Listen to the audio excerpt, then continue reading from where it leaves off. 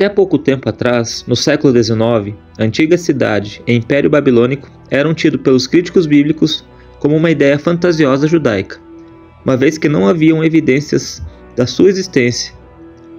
Porém, no final desse mesmo século, foi desenterrado o local onde a grande cidade da Babilônia foi construída. Tal povo tão mencionado e importante na história dos judeus era real, e não demorou até que evidências do grande cativeiro e de Nabucodonosor fossem descobertos. Mas o que será que tal cidade, real e material, tem a ver com a perspectiva bíblica espiritual?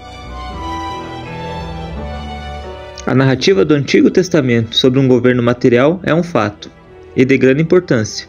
Porém, podemos supor algumas ideias para tentar entender a grande Babilônia de Apocalipse, mas se quisermos isso, devemos saber como tudo começou. Após o grande dilúvio, a terra começou a ser repovoada, e a cada grupo que se espalhava, novos pensamentos e tradições surgiam, no berço qual conhecemos hoje como Mesopotâmia. A ideia de vários deuses, atrelados a eventos naturais ou a grandes homens, começavam a surgir. E um homem se destacou nessa época, e foi o primeiro a unir o que conhecemos hoje como política à religião. Nimrod foi um homem poderoso, se destacou por ser forte e sábio caçador.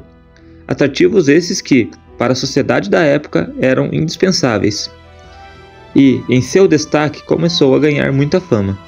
É muito provável que sua imagem deu origem a várias culturas religiosas dos povos da região da Mesopotâmia, como por exemplo os sumérios. Gilgamesh tem várias semelhanças com o Nimrod histórico. Cidade natal, fama, força, ser um grande caçador.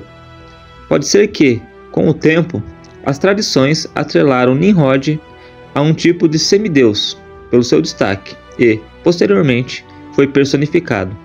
Talvez foi efeito do evemerismo, teoria grega que tenta explicar a origem de diversos deuses em diversas culturas, transformando, ao longo do tempo, homens famosos em supostos deuses, para dignificar sua memória, seus atos, principalmente se fossem homens com linhagens reais, como deuses que desceram dos céus em forma de homem.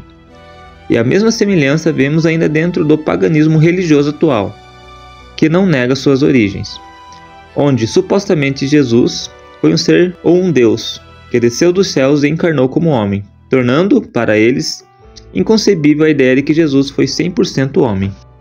Após o grande dilúvio, a idolatria se estende de grande forma, e Nimrod percebe que um local centralizado seria perfeito para a manutenção da união entre os povos, misturando as regras sociais da época a crenças religiosas, convencendo a todos sobre a construção de uma grande torre. O grande ecumenismo político-religioso teve início, e seu princípio foi na terra de Sinar, antiga Babilônia. Isso não nos remete a Roma política e religiosa? É muita coincidência, não acha? Com esses dados, começamos a perceber o motivo do livro de Apocalipse denominar um certo poder como a Grande Babilônia. Para os hebreus, Babel significa confusão, mas na língua acadiana, Babel significa porta do céu, o que nos indica um dos propósitos da construção da Torre de Babel. Deus confundiu as línguas devido à audácia dos homens, principalmente de Nimrod. A Torre de Babel não pode ser entendida como uma construção que, literalmente, chegaria aos céus do Senhor. Essa construção provavelmente era um grande zigurate, em outras palavras, um altar em forma de pirâmide, onde os sacerdotes se elevavam para consultar os astros, ou deuses, conectando assim os mortais aos deuses menores e também ao Deus Criador. Nimrod se tornou uma espécie de intercessor, e o povo, através da Torre de Babel, acreditava poder chegar aos céus dos deuses. Cultura essa que foi se desenvolvendo, passou pela crença no grande Monte Olimpo, e hoje, com a mistura do cristianismo com o paganismo, foi aperfeiçoada como uma suposta morada nos céus, como recompensa a homens bons.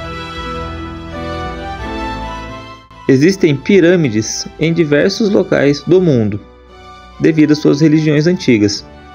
A cultura da Torre de Babel e seu significado espiritual se espalhou por todo o mundo, tanto que hoje a crença na possibilidade de poder habitar os céus do Senhor é quase universal. Quase 100% dos religiosos creem nela, mostrando que o paganismo cultural criou raiz dentro dos homens. Mesmo após a morte dos apóstolos, a Babilônia espiritual renasceu. Agora não eram vários deuses atrelados a eventos naturais ou homens do passado. A Grande Babilônia utilizou da imagem de Jesus Cristo e do Criador para confundir os homens, e entre linhas, aliou velhas crenças e desejos pagãos ao cristianismo. Uma estrutura religiosa se formou, tendo por base a Trindade e o ardente desejo de se elevar aos céus do Senhor.